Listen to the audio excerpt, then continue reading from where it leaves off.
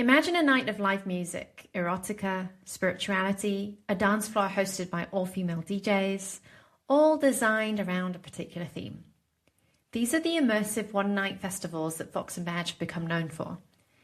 In May, they presented Shakti Rising, where participants were invited to, quote, enter a world deeply inspired by the teachings of ancient India, where the body was not an obstacle to enlightenment, but the very temple itself. The night promised to explore Tantra, Kama Sutra, music, ritual, and other ancient traditions. If you're thinking this maybe sounds a little fraught, you're not alone. One skeptical attendee worried it might become, quote, a bastardized fancy dress party. In the weeks leading up to the event, it sparked passionate criticism online and even calls to boycott it.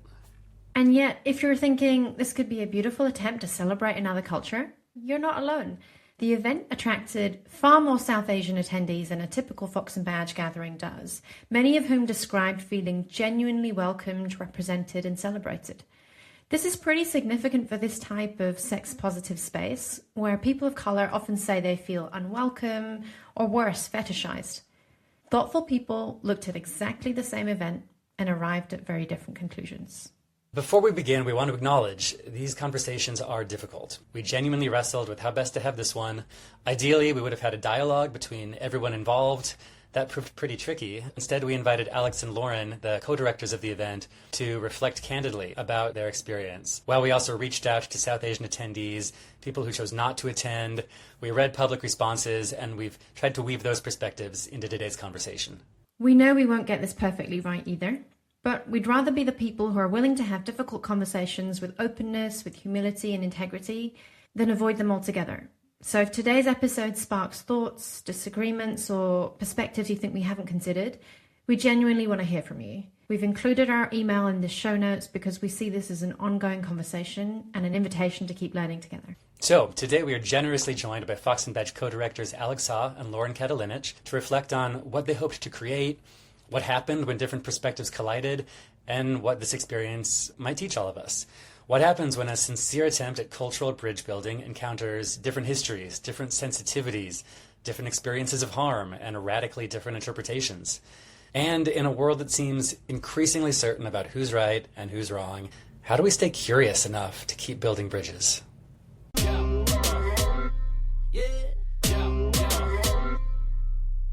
Most of us were given a cookie-cutter template for how to live, love, and succeed. But what if you don't fit that mold? What if you're ready to live a little differently, even if that makes you the odd one out?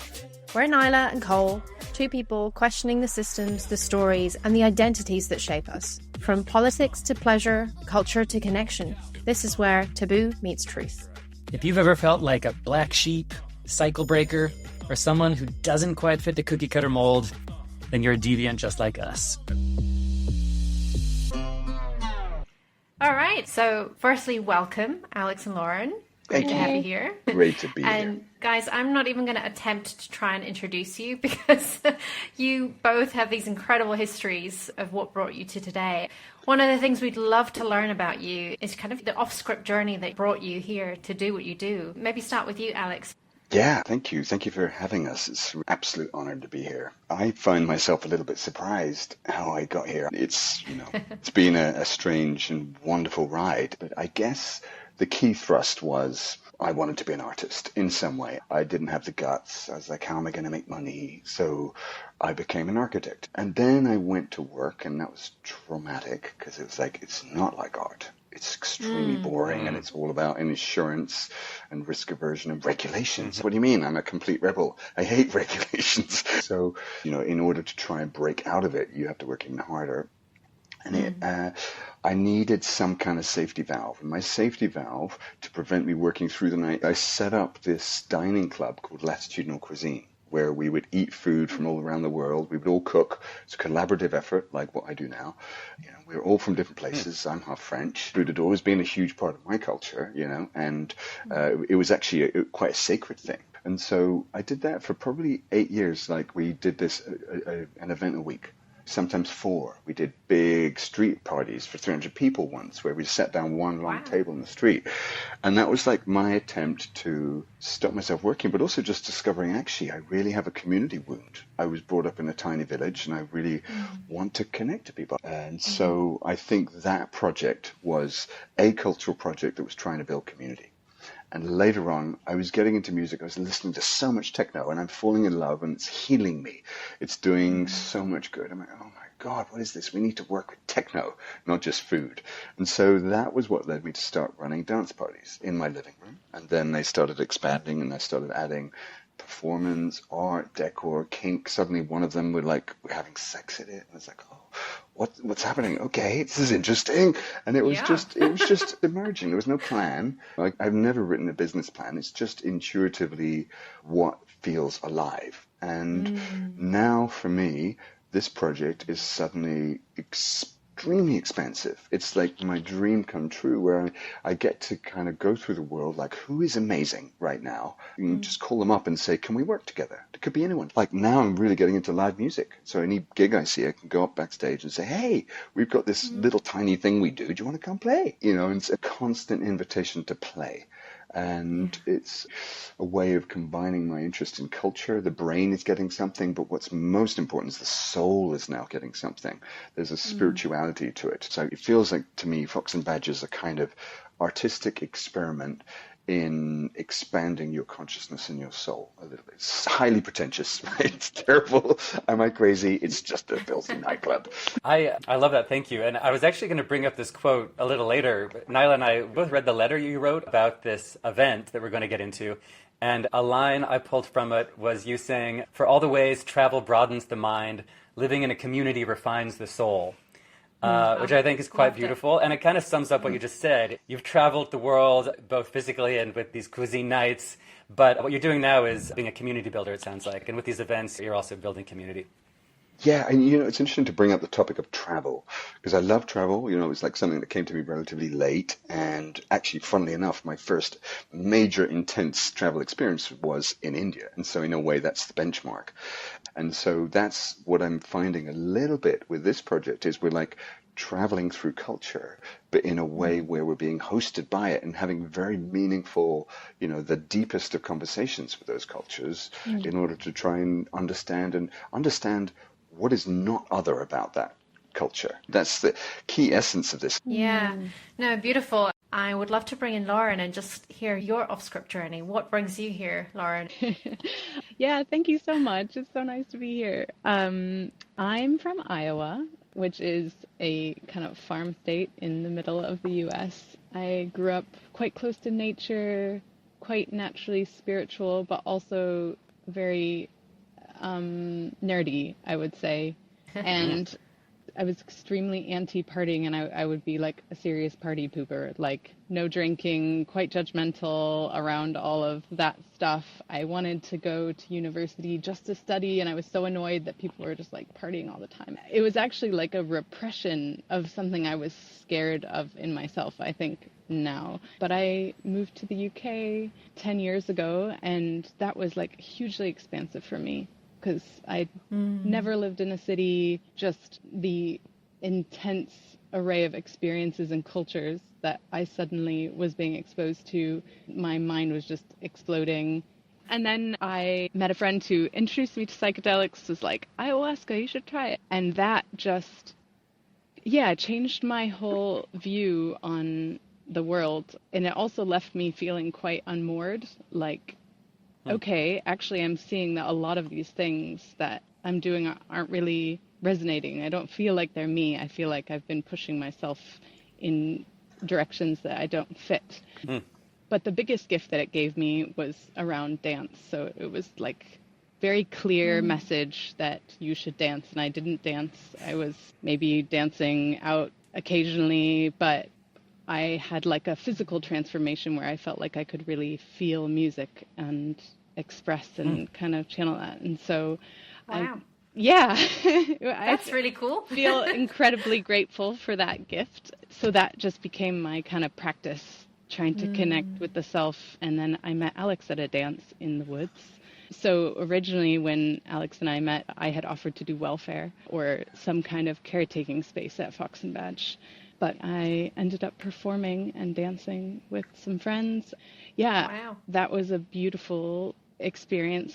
I'd never done anything like that. And my first Fox&Badge was in 2021. And it really felt like finding my people for the first time. I'd never seen people who were just so open, and it really opened up my sensuality, my artistic side, and it's an absolute joy, dream to work on this together, and especially to explore each of the themes.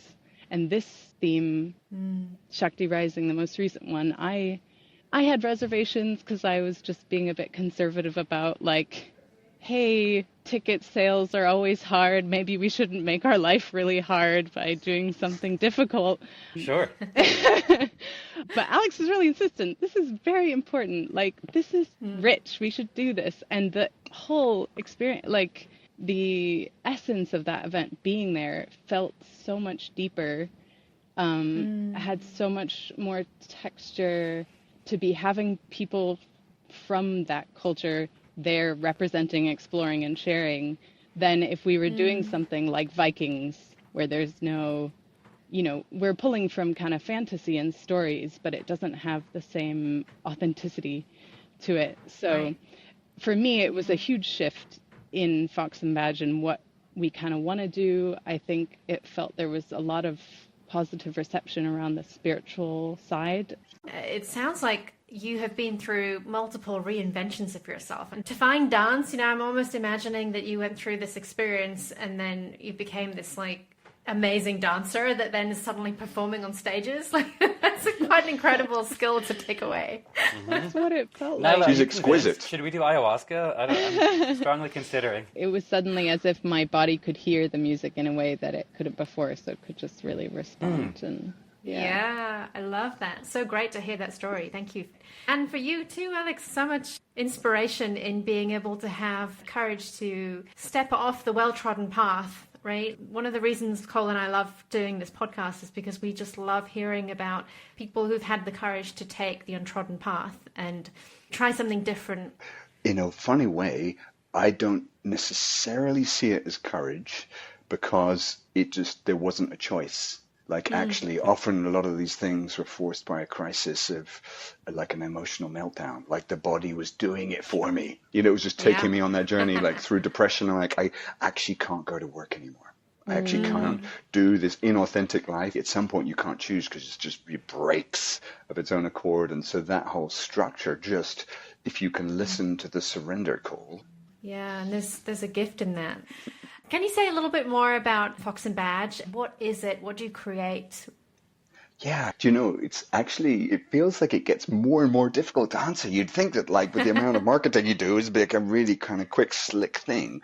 But I guess currently it's a whole range of events that we run, and what we're most well known for and what most of our energy goes into is large scale, epic nighttime festivals. Basically, the very core is dance floors. Our main dance floor is female-led, always. We explore a theme, and our interest in those themes is not decorative, it's therapeutic. And that sounds really crazy to everyone, and we probably are crazy, but we authentically feel that we can all learn and travel through the archetypes represented by those themes and allow that to unleash that part of ourselves. Our next theme is Bacchanal, spirit of Dionysus. So in a polytheistic culture, those gods, to my mind, are a little bit like an internal family system representation of parts of selves, right? They each pull us into different parts. And so here we're all generally in the Apollonian, the cerebral, intellectual, word-based linguistic mode. Here we are talking right now. But the complement to that is Dionysus, who invites us back into our body, into wild abandon. And so that is, for us, a crucial therapeutic modality we all need to be back in our bodies, to learn how to dance. He's the god of theater. So for us, it's not just a beautiful artistic project. It's a therapeutic one, and it has lots of different elements to it. So I've mentioned the DJs. We have now a live music room at every event. We've always got a high erotic content. We used to allow people to have sex at the events. That comes with all kinds of difficulties. We used to safeguard it. We still do, but we don't allow penetration anymore.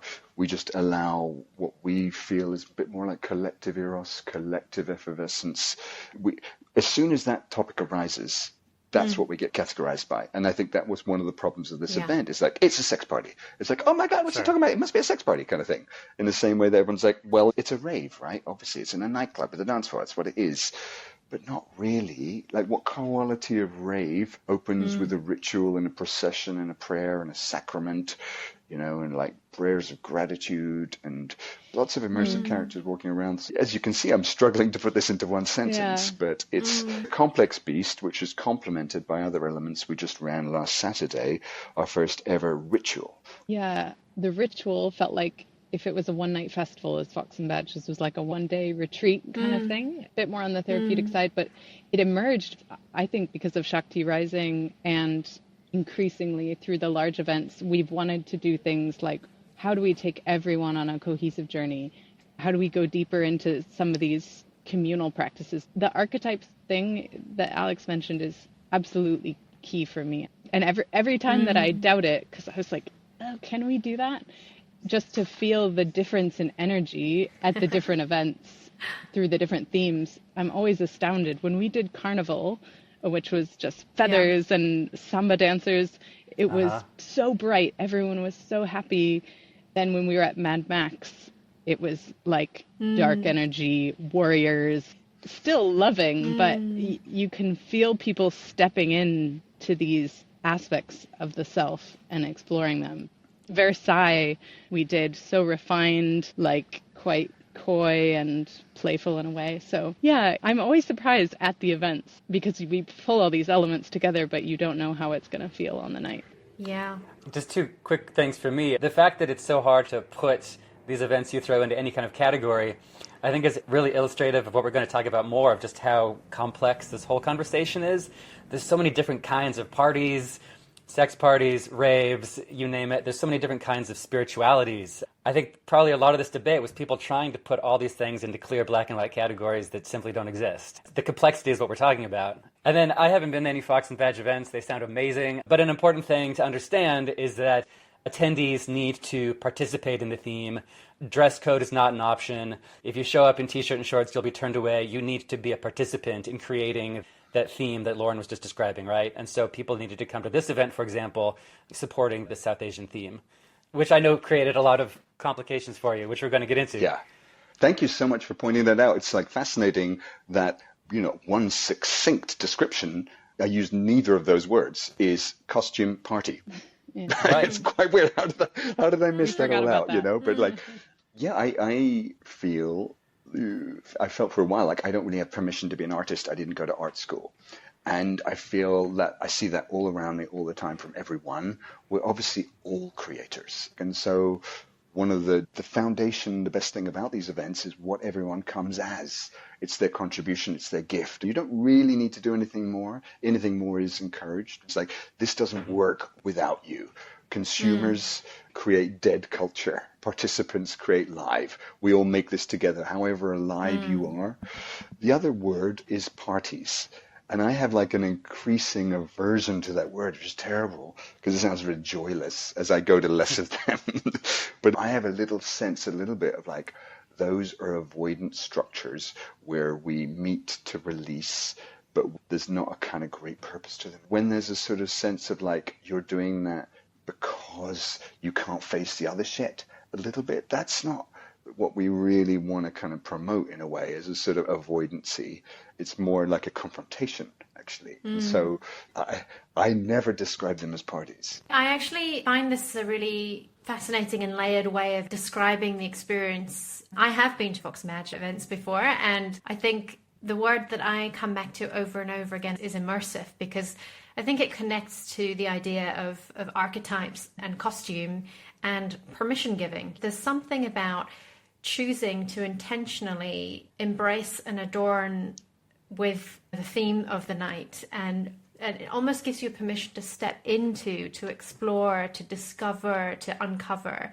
And I think that's what I noticed about the first Fox&Badge I went to, and the community I went with insisted that I take the theme seriously, you know. It doesn't matter if you look sexy. What matters is you're on theme, you know. And the first time I came, just realizing actually you don't have to spend a lot of money. You have to just invest some creativity, some creative energy.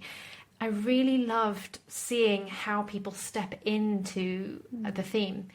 Everybody steps in. There is some stuff that is just next level, and it creates a space like no other. It feels like a gift. Yeah. Yeah, right. Well, let's get into it, guys. I really want to talk to you about Shakti Rising, which was your theme in May. And this clearly wasn't a spontaneous theme now, was it, Alex?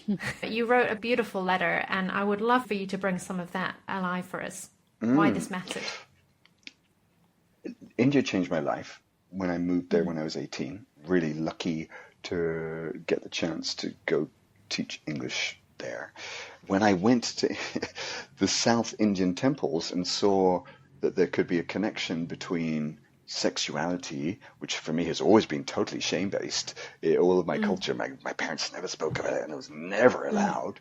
And to see that this could be actually the most divine and sacred of phenomenons, it's like unbelievably, mind-blowingly inspirational. And there's obviously nothing in that in Christianity that I know of, right? Christianity has only made Pan into the devil, you know, the god of sexuality and mischief and connection. And so this was like the greatest of permission and insight, and like all of those energies is like, it feels like, why the exquisiteness of that culture, the breadth, I mean, it's unbelievably infinite and ungrappleable. It was very scary to even contemplate, but I felt like we just have such a debt to the ancient India, to all of this great wisdom that we're all constantly learning from. This is constantly where we return to all the time. You know, we always host Tantra.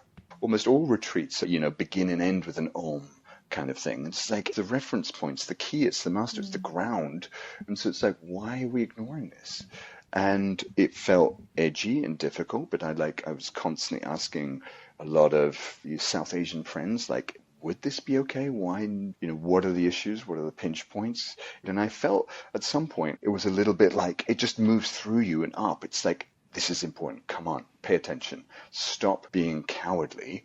This needs, this is the most important thing right now. It's like as we become more reverential, as we start to have shrines at every event where it's an opportunity, you know, ever since Day of the Dead, which brought up again, we've had cultural appropriation sits there at the edge all the time. You know, some people just fundamentally think to explore other cultures is going to be appropriative and steals power. But there, Day of the Dead, you know, my parents had passed not long before. I'm like, this is a large part of all of our lives. We've lost family. This is an essence of what it is to be human. Can this be part of this? We actually held a grief circle there. And I'm a firm believer that ecstasy is vital to well-being and it is completely married to grief. And you need to be able to express grief, even in what you might think of as a party situation. It's a long babbling way of just saying that it felt like the most important thing we could talk about. Two words that I haven't really mentioned much, but are unbelievably important for us, are reverence and devotion. In whatever way. Now, that could be towards techno. It could be that you have a spiritual experience through listening to beats. The music is a spiritual process. But we were trying to bring that kind of level of energy. And I think in our experience of the event, it was successfully stepping up the game of bringing reverence and devotion to the forefront with a merger of sensuality, spirituality, culture. I mean, I also just want to say that this was like years. Like we were at restaurants 2 years ago. Anyone who was South Asian, how would you feel about this? You know, like slowly just sensing little bits before making that kind of decision. And for me, the kind of biggest motivating factor was when I thought about like what a shame and how strange it would be to limit ourselves to only like basically European themes. It just feels, I don't know, like really wrong given how deep we're exploring, because there's just so much else out there. Can you say, Lauren, a little bit more what the Shakti Rising theme was? Yeah. Originally, we had thought of doing a Tantra event because Tantra has always been so central. I was investigating Tantra and obviously like Kundalini kind of energies and Shakti representing the divine feminine. So that's a huge part of our events is that we have all female DJs there. It's quite rare I don't know of any other events that do all female DJs, but this reverence of the feminine and an elevation of the feminine is really core to what we do. So then I proposed Shakti. I think we should really focus on this.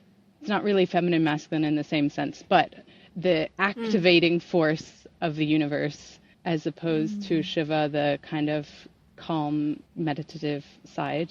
So this is the wild act of unleashing, which is also very Fox&Badge. So how can we do this in honor of this spirit? So that was the theme. And we instantly realized this is massive. Like, where do we start? We were researching all different time periods of India, then decided actually we want to go much more ancient, which would not just include India, but huge swaths of South Asia. I was trying to do research on Shaktiism as a concept, and it's such an ancient concept that it's meant different things from century to century. So trying to figure out, okay, are we talking about Shaktiism in a Hindu sense? Are we talking, because the Buddhists also have Shaktiism. It's across different religions. It's manifested in many different ways. And we decided in the end, okay, we'll have a steering committee where we can kind of, here's what we're thinking. Based on our research, these are the directions that we would like to take. We never wanted it to be a religious event, but all the Fox&Badge kind of events have a strong spiritual bent. So how can we tread the line between spirituality without dipping into the religious and framing Shakti as kind of a non-religious concept? So the steering committee was the first place that we did that and kind of set some of the boundaries around what they didn't feel comfortable with, they didn't think would work. And the steering committee was almost exclusively people of South Asian descent? Is that right? They were all South Asian, except for all Ben. Apart from one who works. Ben is a genius researcher. He's an ex-rabbi, actually, and so he brings a kind of spirituality lapsed probably into kind of deep cerebrality, and so he was our exception a little bit. Exceptional researcher, When we started thinking about this theme, it felt like the divine feminine was at the core of it, and Shakti, the figure of Shakti.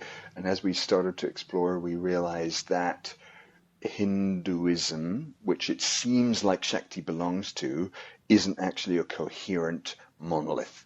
It's not like a series of coherent scriptures that all emerged at once kind of thing. It's a growing, evolving, melting pot of cultures that actually got most determined by the British Raj in the 19th century. And that the figure of Shakti actually was even before the first vestiges of Hinduism had emerged and has spread in other cultures outside. So we like, wow, there's so much to process. We don't really have any expertise in this. How can we not kind of put our blind, kind of biased, white privileged kind of lens on this, but actually be more open to many more points of view? So we just started, I think I asked about 50 people, quite randomly. And it's worth bearing in mind that we have to move at speed. We've just finished our last event. We've only got 9 weeks till this. So we just asked lots of people, could you help us? Some of those people are kind of well attuned, some of them not, some of them have been, some of them not. But we asked 50 South Asians, could you help us guide this event? Could you give us your authentic insights? We would love you to just speak clearly. How does this feel for you?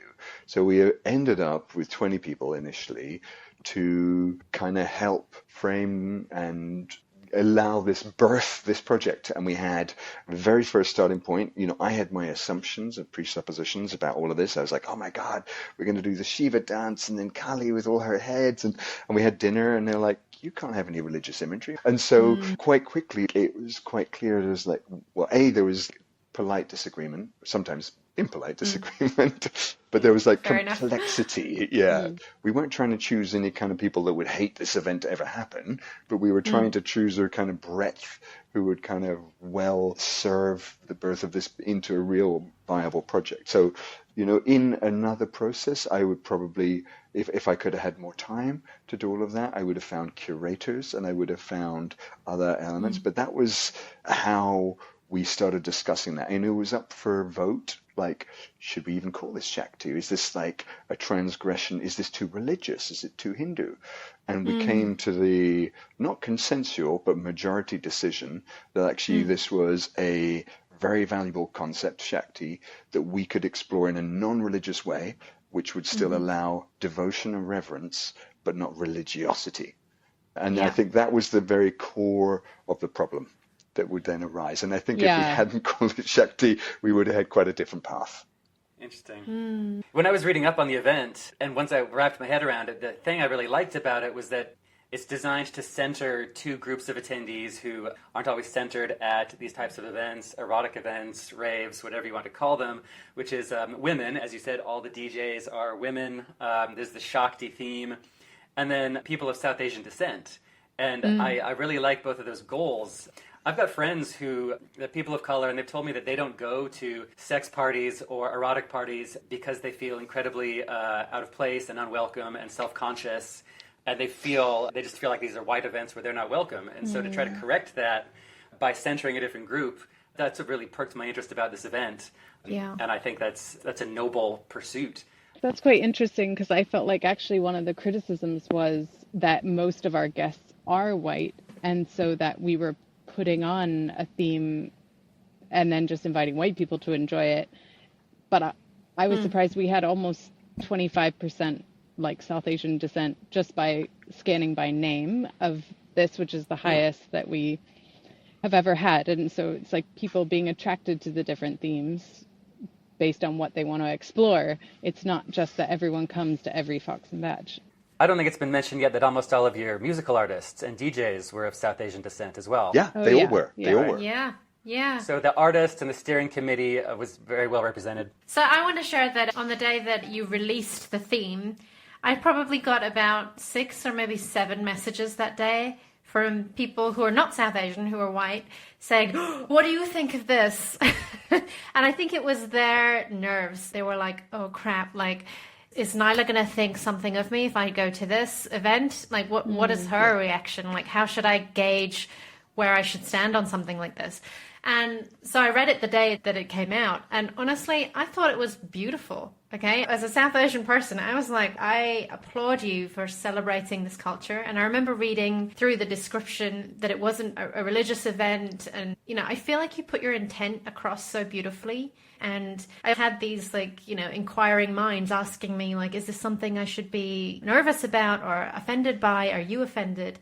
And I remember sharing with everyone that I think it's a beautiful thing that we can celebrate South Asian culture. There's so many gorgeous things about it. You know, a lot of South Asians, myself included, have difficult relationships with our own culture for various reasons.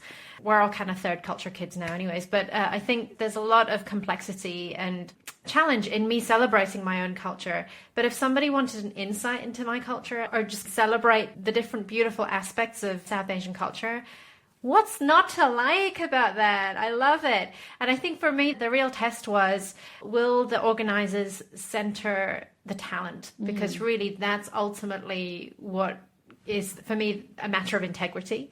Like, do you take the theme, but then also embrace it in a way that you center the talent, you center the arts, the culture, the kind of spectrum of what's available here? And it already felt like you were doing that, because I could see that in the artists that you already were talking about and through your socials. So personally, I had no issue with it. In terms of platforming the South Asian performers and DJs, I just don't think we could have done it without doing that. Like, they were the heart of the event. We can't provide that. So, you know, it was them bringing these gifts, bringing chanting, kirtan, singing. Actually, I think the most moving piece of feedback for me from the whole event was from one of our DJs who just explained that she's rarely at an event where she's DJing with other women, never DJed an event where she was DJing with other South Asian women, never been asked to play music from her culture in a mainstream setting. So that's gorgeous. There are probably so many firsts there, you know, for a lot of people of our culture. So I really resonate with how powerful that must have felt for them. Yeah, and I think everyone there can also feel that. And so feel that people are excited to bring something that's very sacred and precious to them from their heritage to a mainstream place with people who may not have been exposed to it before. You know, watching people try Bollywood dancing for the first time and kirtan and stuff is, it was just joyful. It was absolutely joyful in that room. It made me feel like I really wish the people who, because I don't think there was some people were angry about it, but a lot of people, as you said, were just really nervous. They just didn't want to do something that was wrong. Yeah. So they didn't come because they just felt really insecure about potentially being immoral or... In the run-up to the event, I was involved with multiple conversations about outfits with people. Is it okay to wear this? Thank you for doing that work. Can I wear a bindi? Does that mean something? Like, would this outfit work? So I felt like people were making a significant effort to bring sensitivity to how they approached and engaged in the theme. But it also showed me that there is so much nervousness about putting a foot wrong here. You know, like, am I going to completely be outed for being somebody who's a dumbass because I didn't know that you're not supposed to, you know, do this in this way? And I almost felt like I wanted to say, you can relax, like, it's a safe space. You can ask me the dumb questions, like, I'll help you figure this out. But also, I'm kind of figuring it out too. You know, there's some obvious things about religious symbols and stuff which are likely to upset some people, so probably don't go there. But thank you for showing enough curiosity to want to know in the first place, because I feel like South Asians have suffered enough over the years, and living and growing up in the UK, like, it's not really something that celebrated our culture.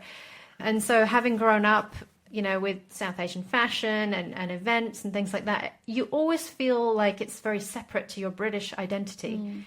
And I welcome this because it was an opportunity to embrace wholeness in that way. So anyways, I just wanted to throw that out there as my perspective and experience of being on the receiving end of all the beautiful intention that I thought you put out. Thank you. That's amazing. Thank you so much for sharing that.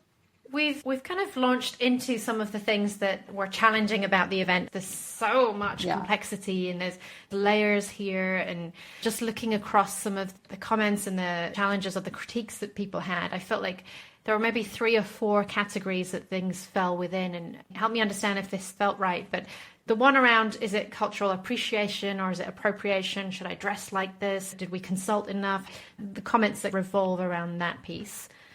Then there's the piece around, like, the sacredness and the spirituality and religion. And you want to respect the sacredness, but you don't want to offend, and so not having those religious symbols in the same way. And the third category was, like, the sexualization and the fetishization aspect. And I don't know if you want to speak to that a little bit. We also had a couple of people share some reflections about how complex and layered that is. Not that it was something that you intentionally did, but that there is complexity in the system already around race and around South Asian bodies being, you know, fetishized in some way. And so even when intentions are good, historical patterns and archetypes can get activated, right? So complex. I mean, I feel every female body gets objectified.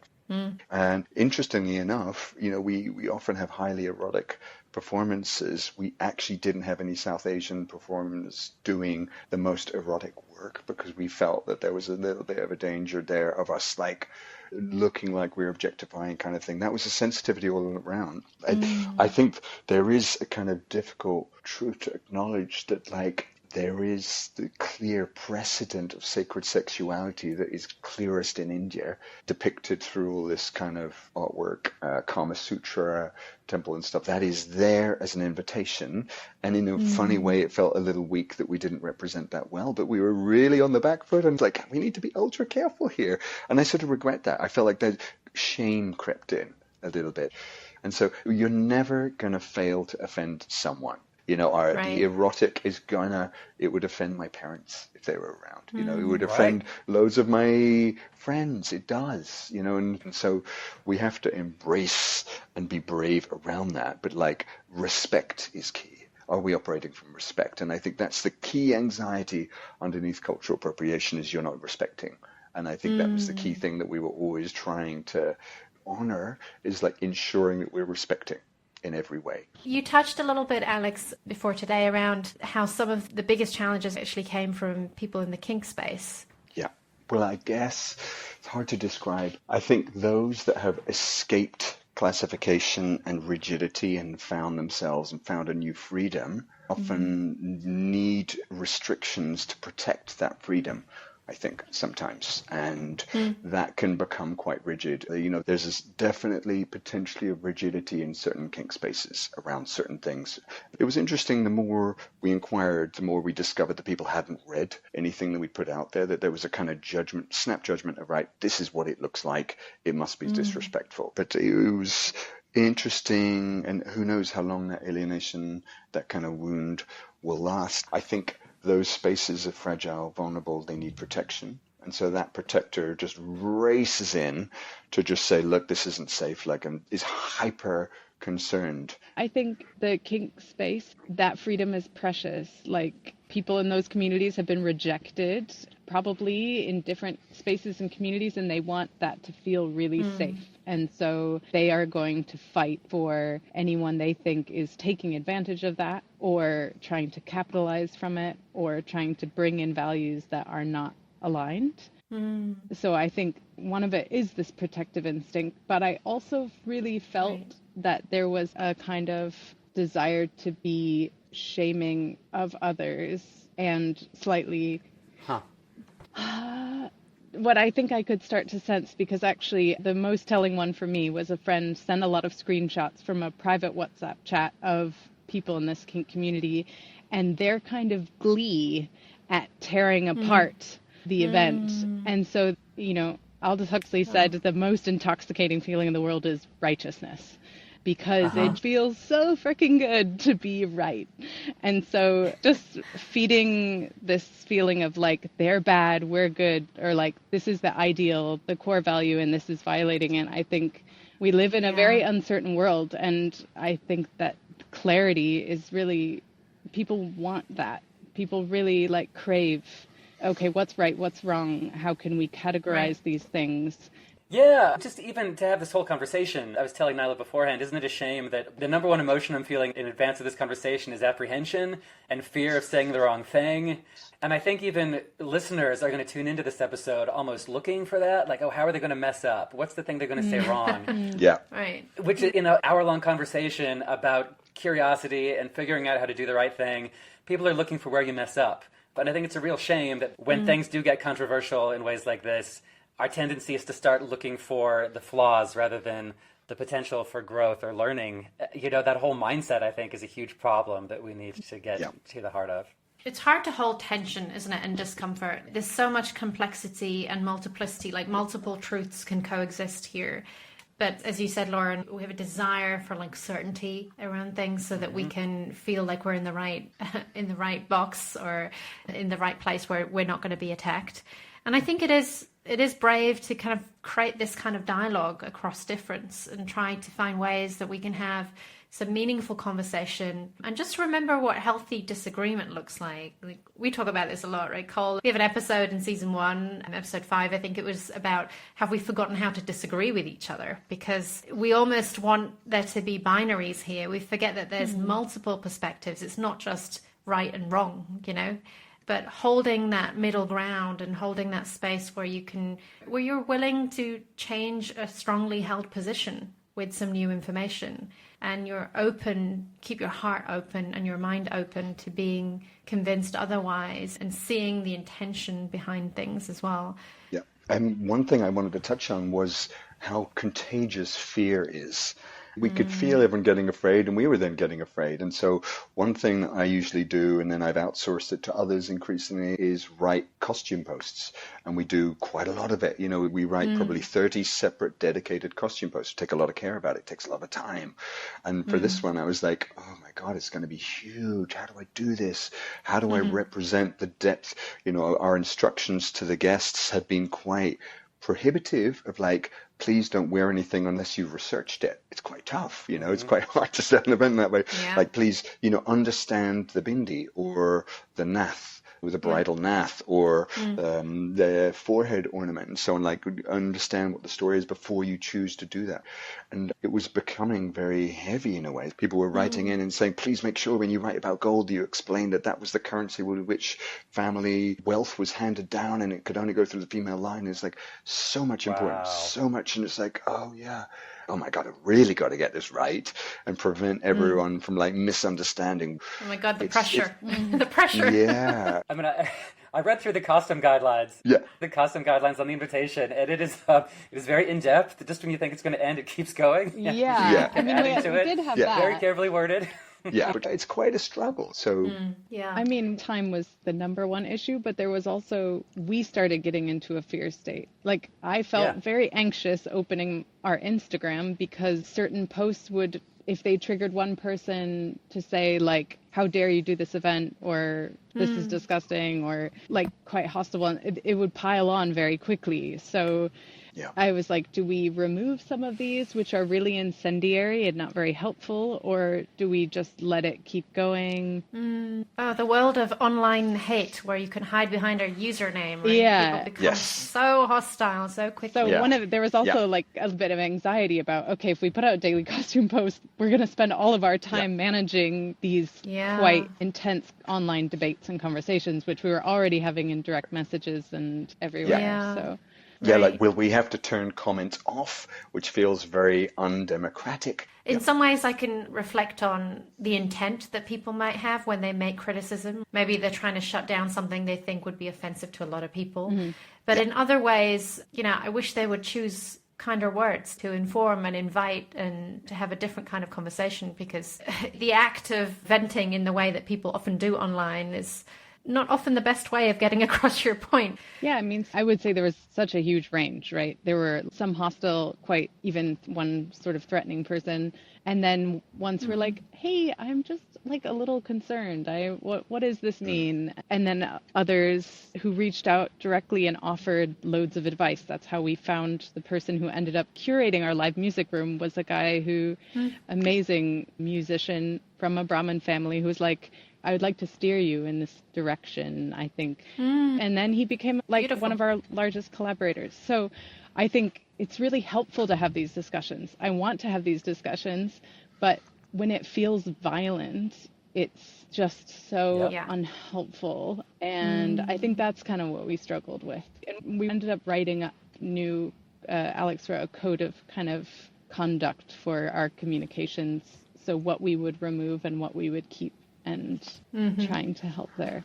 What we're starting to move into is the experience you actually had at the event. So before we go into a little bit more of how other people responded to it, take me back to the day itself, the evening itself. How did it feel? Where was your energy? Were you racing around? What came alive that night?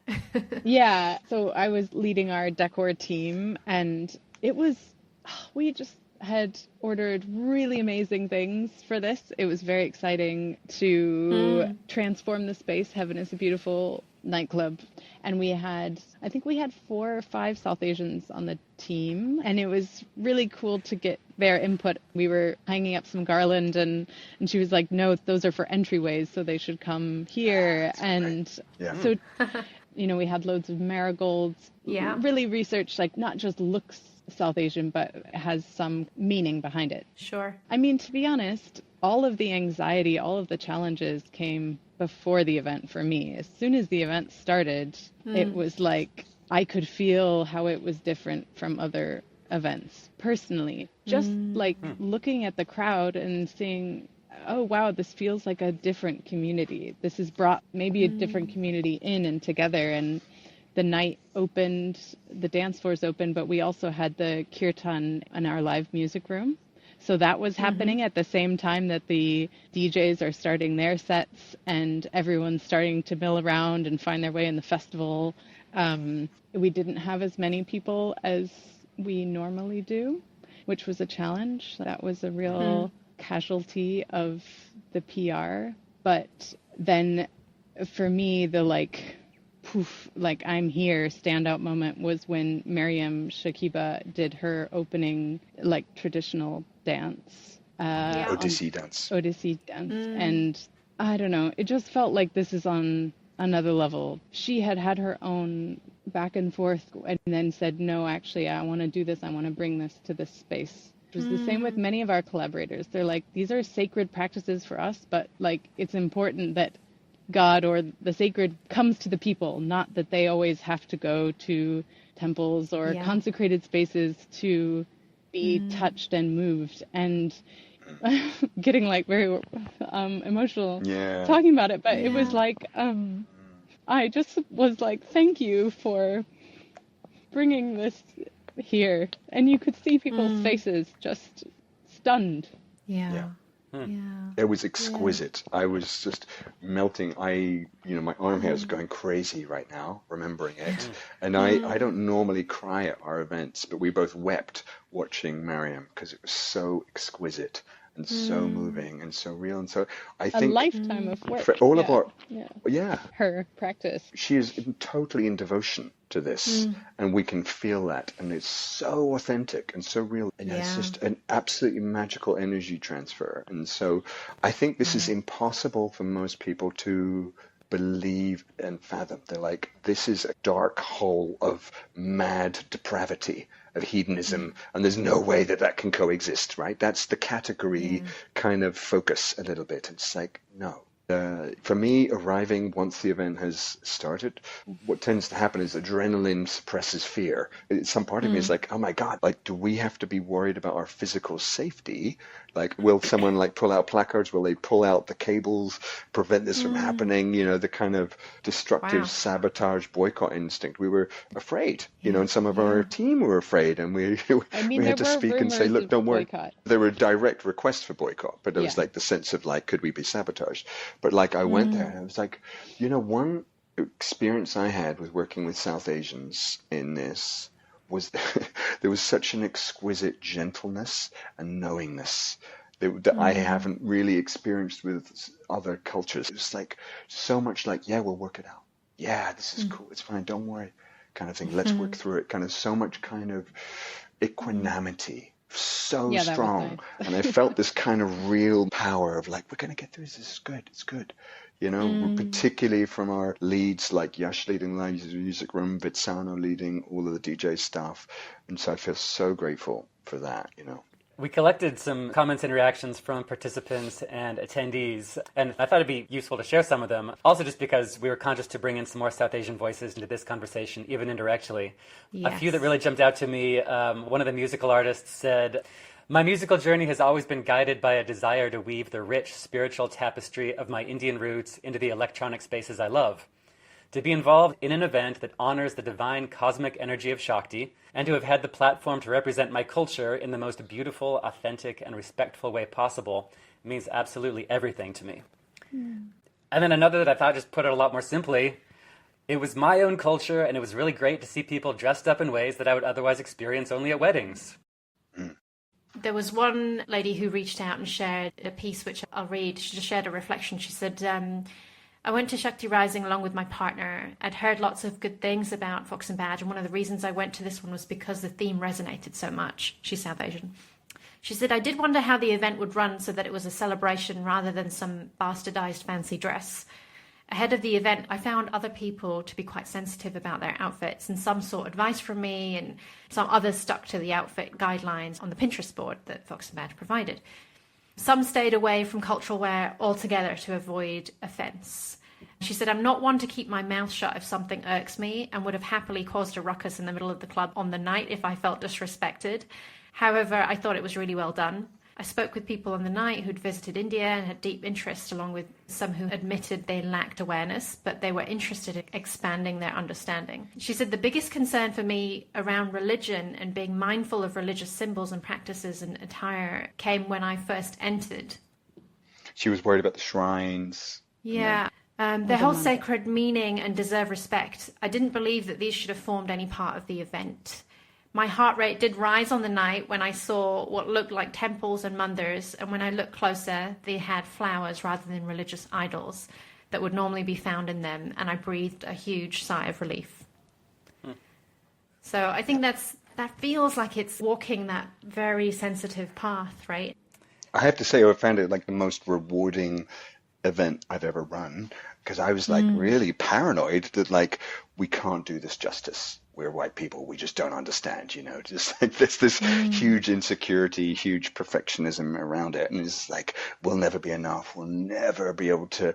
And having a lot of South Asians I've never met coming up, finding me and saying, I feel so celebrated, so safe. It just felt validating as an effort, as a first attempt, as a little baby step, that actually at least we could authentically celebrate and honor and respect, and learn.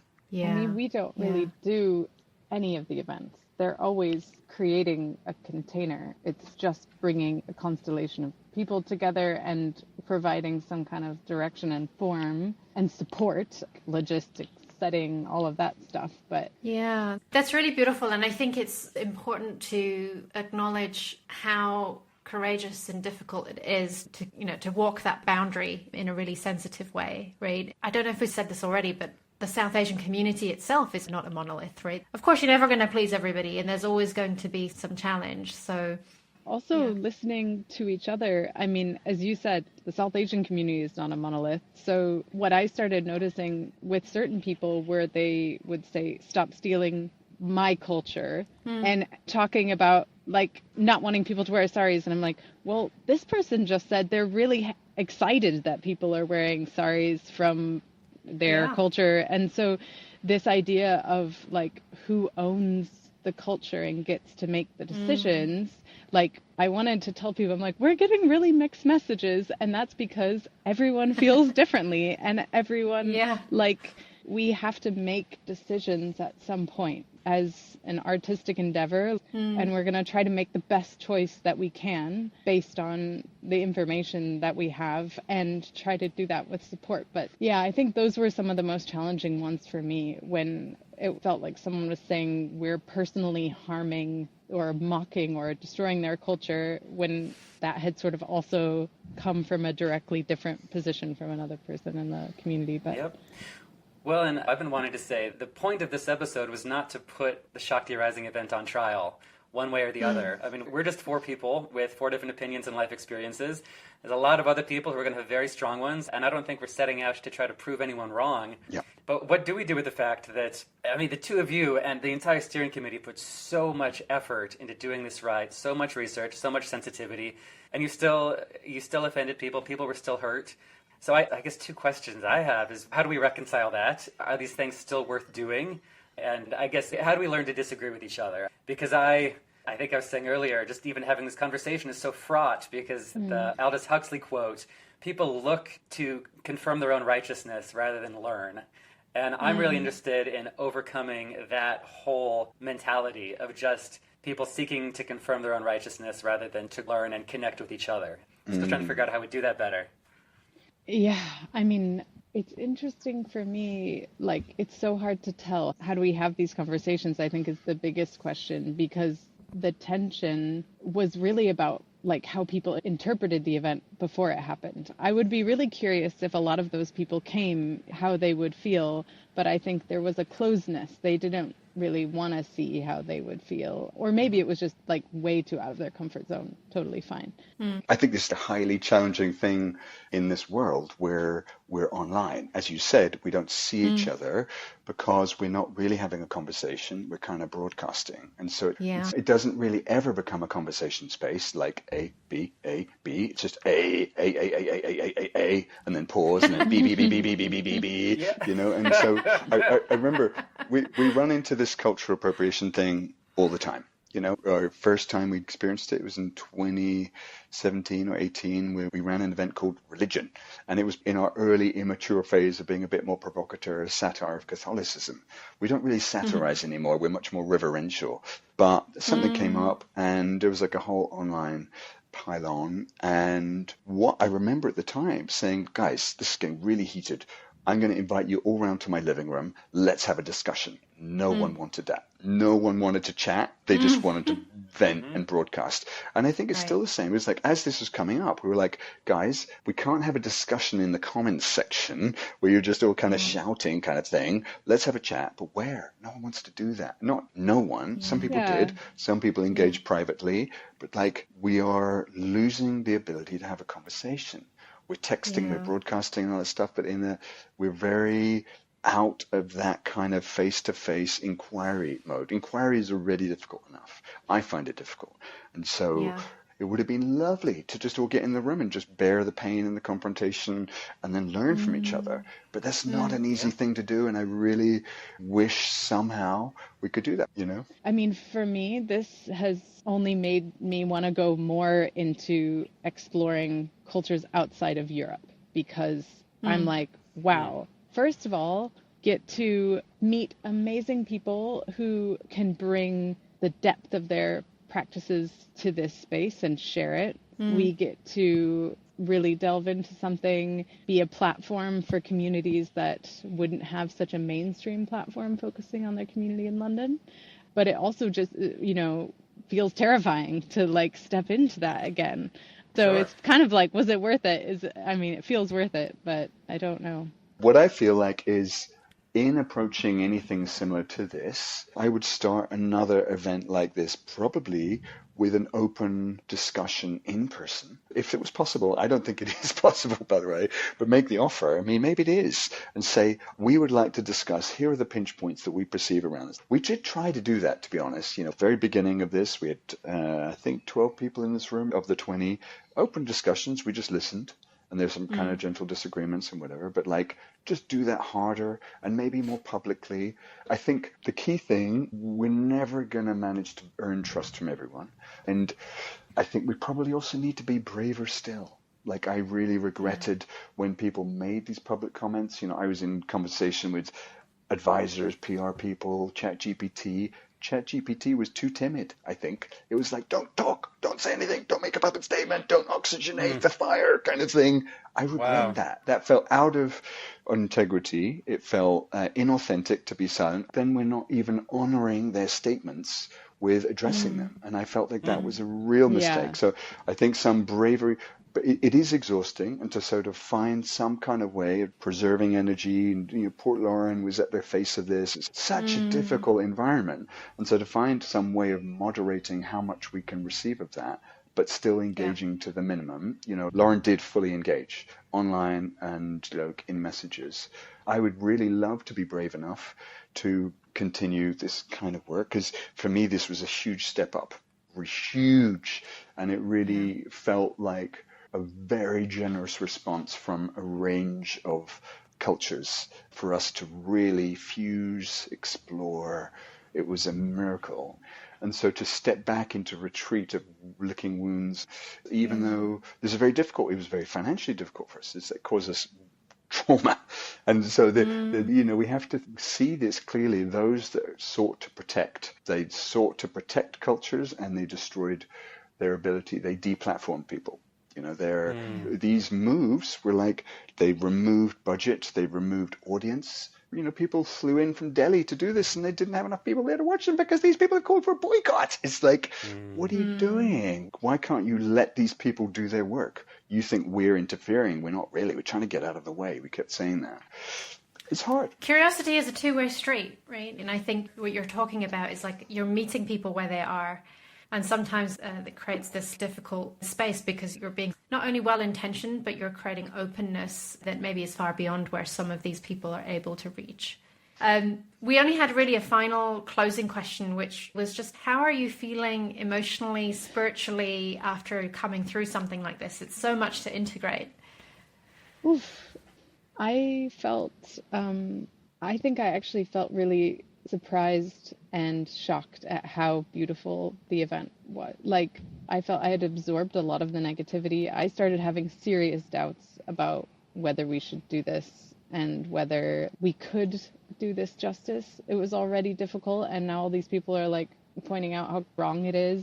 But on the night, it was beautiful watching the guests and performers just in total flow. it felt so right. I was like, I don't think feeling this much joy, probably one of our most joyful events, I can't see anything inherently evil or wrong about this. And then our crew drinks the next night, which was when we really heard from a lot of these collaborators, these South Asian DJs and the performers about how meaningful it was to them. I was just filled up to the brim for like weeks. And yeah, I feel really, I don't know, in a way touched to go through that full experience of like the challenge and then trying to figure it out and really bonding with people through it. And I mean, all the events bring up some challenges, and I think to meet them with courage was a lesson for me of like, if this intention is good, then keep going, you know, because actually the result from that was totally worth it. Yeah, it was a very painful process. It was very stressful, and there is still stress and pain there. There is loss, there's grief, there's death, death of friendships, death of working relationships. And, you know, someone rightly pointed out, dude, you chose Shakti. What the fuck did you expect? This is a purification ritual. And it's like, yeah, it was like a kind of great, we're not allowed fire in the venue, but we certainly had fire in our fucking community. And so there was a great purging. And there were people that were very precious to me that I am now not connected to, that won't speak to me. And that's where we're at currently. And that may change. Who knows? I found it an exquisite event. And I found our collaborations of the kind of very highest of depth. And they would move me. My arm hairs have been going crazy all through this podcast as I remember all these moments. And I'm so touched. We built relationships. You know, if you could have been there, the crew drinks, to hear the South Asians saying, you need to do this every year. We need, you know, there's such a sense of joyous, because of course it's infinite. There's so much to explore. And so that sense that we all had this collective excitement, the joy in the room, that the different vibe of the event, this fresh, alert openness. I really feel, you know, India, I feel there's a range to that culture that we cannot comprehend in this tiny island. It is always a great invitation. So out of that, you know, Yash Soham led our kirtan and was always fighting and saying, all those people that are trying to tell you that religiosity, you know, this is a religious thing and you can't have it in a nightclub, are wrong. This isn't what kirtan is. Kirtan is something which overcomes all of that, which opens it out beyond the Brahma class, which is against singularity of religion, singularity of language, is open to all, for us all to access devotionalism, not religiosity. It's perfect. What else can do that? Christianity doesn't have this. And so then creating this exquisite space, which now ripples onwards, because now we have a weekly chanting group. And then we did it at Ritual at our last event. Wow. So like, he changed us, you know, he's changed our genetic code, right? This is exactly what we want. We're all about, I didn't even use this word yet, but transformation. That's our holy grail. And so we were transformed in this. We learned, and we continue to learn. He continues to guide us. We continue to explore what is that reverential devotional space. And so I'm deeply grateful for that. We will continue to grow, inquire, and try and be brave, try and be sensible as we explore the most fertile growth spaces for us all. I want to really thank you both for even being willing to revisit, you know, all the pain and all the memories and being willing to discuss all these things really openly and thoughtfully. It's made for a hugely fascinating discussion for me, a really difficult one. So thanks for that. I just wanted to close by saying that we are all building bridges here between different worlds. So this kind of thing doesn't just resolve itself, you know, and we don't just have a conversation about it and like move forward. How do we continue to honor both curiosity and sensitivity? But it opens up a dialogue. So there's a space for conversation and for staying open rather than for shutting each other down. Yeah. Huge gratitude to you both for your deep compassion and your balancing of it all. Thank you guys so much.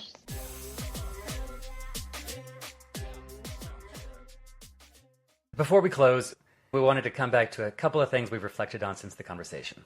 Alex and Lauren poured enormous amounts of thought, work, and energy into the Shakti Rising event, and from everything we've heard from people who attended, it sounds like it was a pretty powerful night. As Lauren told us, most of the big criticism happened before the event, rather than from people's experiences of the night itself. And I think it's because what underlined a big part of the criticism was a question that we sort of failed to name directly in the conversation. And that is it ever possible or valid to put on a celebration of a culture that isn't your own? And particularly when there are significant power imbalances between those two groups in society. Is just the premise of that fundamentally extractive, even when the goal is to create a platform for that culture and when you've collaborated deeply with people from it?